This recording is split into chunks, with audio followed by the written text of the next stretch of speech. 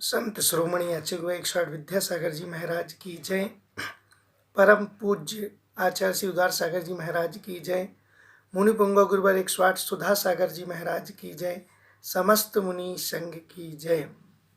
आज हम जिन धर्म प्रवेशिका का भाग सेकंड प्रारंभ कर रहे हैं उसमें तत्व के बारे में जानेंगे। जानने योग्य अगर कोई है तो वो है जीव तत्व। अनादिकाल से अजीव मतलब शरीर का संबंध जीव से बना हुआ है। जीव और अजीव का संबंध होने से कर्मों का आश्रय होता है। कर्मों का आश्रय के साथ फिर बंध हो जाता है। आश्रय बंध से बचने के दो उपाय हैं, संबर और निर्जरा, और संपूर्ण निर्जरा का फल है मोक्ष। इस पाठ से हम इस 7 तत्व के बारे में समझेंगे। सबसे पहले तत्व किसे कहते हैं? सबसे पहला प्रश्न हमारा, तत्व किसे कहते हैं? तत्व का जो भाव है उस भाव में स्थिर होना ही तत्व है, जिसके जानने या श्रद्धान करने से हमें अपनी आत्मा के सच्चे हित का ज्ञान हो सके और हम अपनी आत्मा को पवित्र कर सकें। वह है तत्व, जिसके जानने से हम आत्मा का हित कर सकें और हम अपनी आत्मा को पवित्र कर सके। वो है तत्व। तत्व का जो भाव है, भाव वो उसमें ही स्थिर हो जाना, स्वभाव में भी स्थिर हो जाना, वो ये कहलाता है तत्व। कहते हैं तस्य भावम तत्वम, जिसका जो भाव है स्वभाव है वही तत्व। जैसे मनुष्य का मनुष्यत्व, जीव का जीवत्व, स्वर्ण का स्वर्णत्व, ये जो भाव है ये ही तत्व कहलाता है। जिस रूप जो है उस रूप होना वो तत्व है। तत्व कितने होते हैं? तत्व 7 होते हैं। जीव, अजीव, आश्रव, बंध, संबर, निर्जरा और मोक्ष, ऐसे 7 तत्व होते हैं। सबसे पहले हम समझते हैं एक जीव तत्व को। कहते हैं जिसमें चेतना पाई जाए, सुख दुख का जो अनुभव करता हो उसे जीव तत्व कहते हैं। जैसे मनुष्य, हाथी, घोड़ा, बैल, पशु, पक्षी, वृक्ष आदि, ये सब सुख दुख का अनुभव करते हैं, इसलिए ये जीव कहलाते हैं। इससे उल्टा बिल्कुल अजीव, जो सुख दुख का अनुभव नहीं करता है, जिसमें चेतना नहीं पाई जाती, वो अजीव। जैसे टेबल, कुर्सी, पेन, पुस्तक, मोबाइल आदि, ये सब अजीव तत्व के अंतर्गत आते हैं। फिर तीसरा है आश्रव। राग देश आदि के निमित्त से आत्मा में कर्मों का आना आश्रव कहलाता है। अपन राग देश परिणाम करते हैं, इन राग देश परिणामों के निमित्त से अपनी आत्मा में कर्म आने लगते हैं, वो आश्रव। ये पुद्गल वर्णा दिखती नहीं, कर्म जो रूप पुद्गल वर्णा रूप रहते हैं, जो अपने आत्मा में आते तो अपन को दिखाई नहीं देते हैं, वो आश्रव। ये 2 प्रकार का होता है, एक द्रव्य आश्रव, एक भाव आश्रव। कर्म रूप पुद्गल परमाणुओं का अपनी आत्मा की ओर आना, ये तो द्रव्य आश्रव है। और जिन परिणामों से कर्म आते हैं वो कहलाता है द्रव्य आश्रव, भाव आश्रव। जिन पुद्गल परिणामें जो आ रही हैं वो तो द्रव्याश्रव, और जिन परिणामों से आ रही हैं वो कहलाता है भाव आश्रव। ऐसे आश्रव 2 प्रकार के होते हैं। आश्रव के कारण क्या होते हैं, किन कारणों से आश्रव होता है, तो उसके लिए आचार्य ने लिखा है कि 5 कारण होते हैं। मिथ्या दर्शन, अवृत्ति, प्रमाद, कषाय और योग।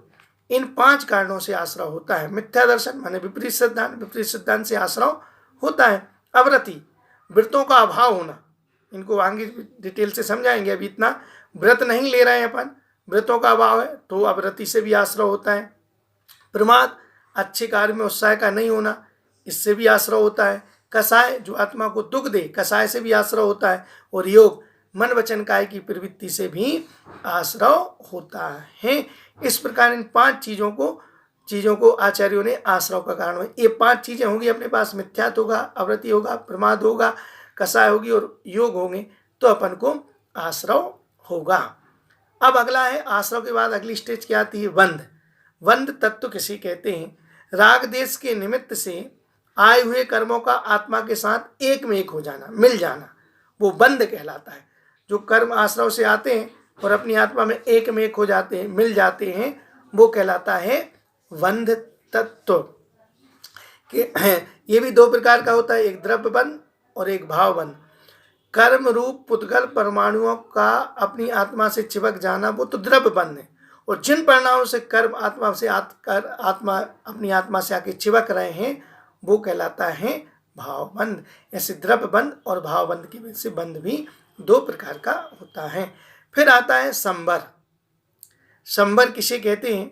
तो व्रत चारित्र रूप परिणामों के निमित्त से आत्मा में नवीन कर्मों का आना रुक जाना, वो कहलाता है संबर। जैसे राग देश के निमित्त जो अपने थे अपने खत्म हो गए, अपन ने व्रत चारित्र रूप परिणाम कर लिए, उसके निमित्त से अपनी आत्मा में जो कर्म आ रहे थे वो रुक गए, इसका नाम है संबर। मतलब कर्मों का आना रुक जाना, वो कहलाता है संबर। ये संबर भी दो प्रकार का होता है, द्रव्य संबर और एक भाव संबर। कर्म रूप पुद्गल परमाणुओं का आना रुक जाना द्रव्य संग्रह, और जिन परिणामों से कर्म रूप पुद्गल परमाणु जो आ रहे थे वो रुक गए हैं, वो कहलाता है भाव संबर। संबर के साधन कौन से हैं? तो संबर के साधन बताए हैं आचार्यों ने, व्रत, समिति, गुप्त, धर्म, अनुप्रेक्षा, परिसर्जय और चारित्र। व्रत, पापों के त्याग को व्रत कहते हैं। पापों का अगर हम त्याग कर रहे, व्रत ले रहे हैं हम, तो हमें संबर होगा, कर्म आना हमारे रुक जाएंगे। समिति, समीचीन प्रवृत्ति को समीचीन कहते हैं, अच्छी तरह प्रवृत्ति करने को समिति कहते हैं। उन समिति को हम समझा के आ चुके हैं आपको पिछले आदि पाठों में, साधु परमिष्टि आदि में। तो समीचीन प्रवृत्ति, अच्छी जो प्रवृत्ति अपनी, वो कहलाता है समिति। ठीक, उससे भी संबर होता है। फिर गुप्ति, पाप क्रियाओं में आत्मा की रक्षा करना ही गुप्ति कहलाता। पाप क्रियाओं से अपनी आत्मा को बचाना, वो कहलाती है गुप्ति, इससे भी संबर होता है। फिर है धर्म, जो व्यक्ति दुखों से निकलकर उत्तम सुख की में पहुंचा देवे, वो कहलाता धर्म। ऐसी प्रवृत्ति करना जो हमें संसार के दुखों से निकालकर उत्तम सुख में पहुंचा दे, वो है धर्म, इससे भी संबर होता है। फिर है क्या बोलते हैं अनुप्रेक्षा, किसी पदार्थ का बार बार चिंतन करना, मनन करना, वो अनुप्रेक्षा कहलाता है। अपन ने कोई पदार्थ जाना और उसको अपन बार बार चिंतन में ला रहे हैं, वो कहलाती अनुप्रेक्षा या भावना। ठीक। फिर है परिसर्जय, सभी कष्टों को समतापूर्वक सहन करना। परिसर, कोई परेशानी, कोई मच्छर काट रहा, मक्खी काट रहा, कोई भूख लग रही, प्यास लगे, कोई सत्कार, इनको शांतिपूर्वक सहन करना, वो कहलाता है परिसर्जय। और फिर चारित्र, हित की प्राप्ति और अहित का नाश हो, उसे कहते हैं चारित्र। इन सब चीजों से संबर होता है, हमारी आत्मा में कर्मों का आना रुकता है, इसलिए हमें ये सब चीजें करनी चाहिए। फिर अगला है तत्व, कौन सा? निर्जरा तत्व। तप के निमित्त से आत्मा के से एक देश बने हुए कर्मों का अलग हो जाना, वो कहलाता है निर्जरा। निर्जरा के द्वारा पूर्ववत कर्मों का क्षय, हमने जो कर्म अपनी आत्मा में बांध रखे हैं, उन कर्मों का एक देश क्षय होना, वो कहलाती है निर्जरा। मतलब अपनी आत्मा में पूर्व हमने जो पाप किए हैं, उन पापों से हमने बहुत सारे कर्म इकट्ठे कर ली और अपनी आत्मा में बांध के रखे, लेकिन अगर हम निर्जरा करते हैं तो धीरे धीरे वो थोड़े थोड़े कर्म हमारे आत्मा से अलग होते रहते हैं, पृथक होते रहते हैं, वो कहलाती है निर्जरा। ये निर्जरा के भी दो भेद हैं, एक द्रव्य निर्जरा और एक भाव निर्जरा। तो जो पुद्गल परमाणु अपनी आत्मा से अलग हो रहे हैं एक देश, वो तो द्रव्य निर्जरा, और जो जिन भावों से वो एक देश पुद्गल कर्म परमाणु हमारी आत्मा से अलग हो रहे हैं, वो भाव निर्जरा। निर्जरा के और भी प्रकार होते हैं, एक सविपाक और एक अविपाक निर्जरा होती है। स्थिति पूर्ण होने पर कर्मों का सुख दुख रूप फल देकर झड़ जाने को सविपाक निर्जरा कहती हैं, और अविपाक निर्जरा तपादि विशेष साधनों के द्वारा समय के पूर्व कर्मों को झड़ जाने को अविपाक। सविपाक निर्जरा, अपन ने कोई कर्म बांधा, स्टॉक में रखा रहा, जब उसका उदय आएगा और वो झड़ जाएगा, वो तो कहलाती है अविपाक निर्जरा। समय पे आई, समय वृक्ष में आम लगा है, जब लगा हुआ है, अपना समय आया, धीरे धीरे बड़ा हुआ, पका, और फिर वो पकने के बाद गिर गया, इस अविपाक निर्जरा। अविपाक निर्जरा तपादि विशेष साधनों के द्वारा समय से पूर्व कर्म, तप आदि अपन करते हैं, व्रत समिति आदि करते हैं, तब से तो अपन कर्मों को पहले ही चढ़ा देते हैं, उनके समय से पहले। जैसे आम कच्चा अपन ने तोड़ लिया और उसको अपन ने पाल में रख दिया, उसको पकना 10 दिन बाद था, लेकिन अपन ने 2 दिन में पका लिया। ऐसे ही वो कर्म भी होते हैं, अपन उनको पहले निर्जित कर देते हैं, वो अविपाक निर्जरा कहलाए। समय से पूर्व जमा, समय पे ही झड़ना, समय स्थिति पूरी कर करना सविपाक, और समय से पहले अविपाक। लास्ट में है मोक्ष तत्व। मोक्ष तत्व संपूर्ण कर्मों का क्षय हो जाना, वो है मोक्ष। मोक्ष का अर्थ होता है मुक्त होना, कर्मों से रहित होना, बंध का अभाव, बंध के कारणों का अभाव, निर्जरा द्वारा समस्त कर्मों को आत्मा से अत्यधिक दूर कर देना, क्षय कर देना, वो कहलाता है मोक्ष। ठीक, इनको 7 तत्व को हम उदाहरण से समझें। उदाहरण से कैसे समझें?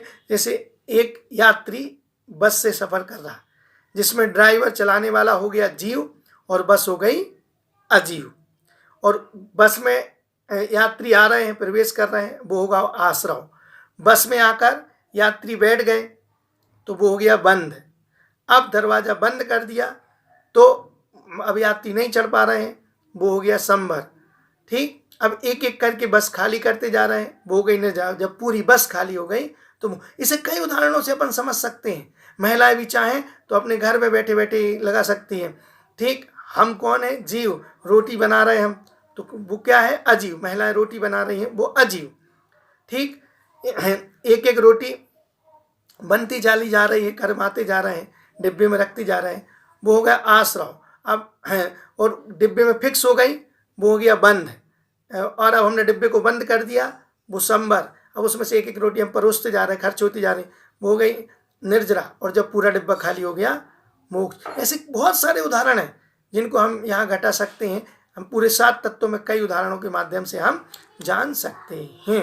ठीक, अब नाव का उदाहरण तो सबको पता ही। नाव का उदाहरण जो कि हम जीव हैं, नाव अजीव है, उसमें छेद हो गया तो पानी आने लगा तो वो आश्रव हो गया।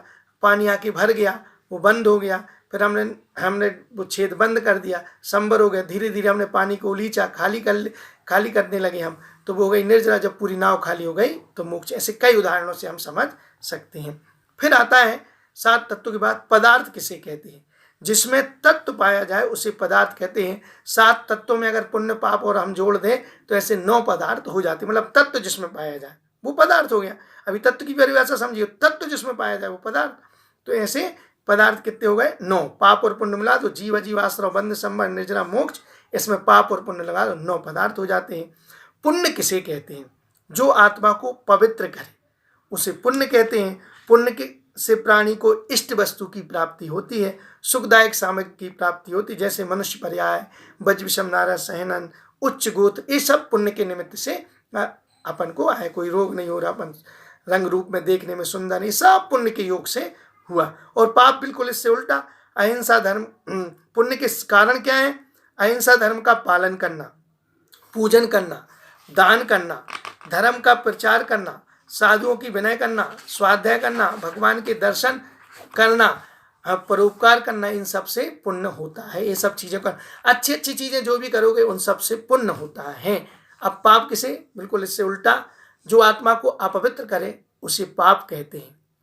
पाप से प्राणी को अनिष्ट वस्तु और दुखदायक सामग्री में, अनिष्ट वस्तु प्राप्त होगी और दुखदायक सामग्री में नीच कुल प्राप्त होगा, दरिद्र बनेंगे, हीन सहनन वाला होगा, नरक तिर्यंच पर्याय मिलेगी, रंग रूप सुंदर नहीं मिलेगा, दरिद्रता रहेगी। ऐसी कई चीजें अपन को पाप कर्म के निमित्त से प्राप्त, उसे पाप कहते हैं। पाप के कारण क्या है? तो हमें बचना चाहिए उन पाप के कारणों से। हिंसा करने से पाप, झूठ बोलना, चोरी करना, कुशील करना, परिग्रह के प्रति बहुत आसक्ति रखना, अतिग्रहता रख रहे हैं, वो पर निंदा करना, दूसरों की निंदा करना, देवसास गुरु की अभिनय करना। ठीक, अब अभक्ष भक्षण करना, रात्रि भोजन करना, रात में जो भोजन करते हैं पाप करते हैं, किसी का बुरा विचारना, जुआ खेलना, व्यसन करना, गुटखा खाना, बीड़ी सिगरेट पीना, किसी की हंसी उड़ाना, मंदिर में खोटे कार्य करना, बिना छना पानी पीना, ऐसे अनेक बुरे बुरे जो काम है वो सब पाप के अंतर्गत आते हैं।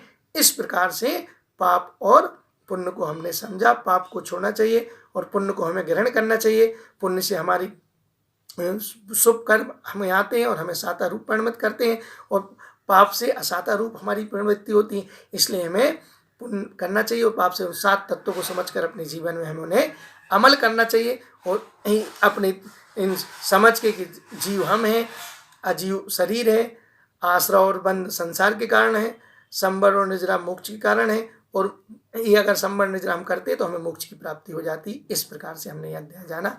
शेष विषय हम आगामी दिनों में लेंगे। आज इतना ही। सभी को जय जिनेंद्र।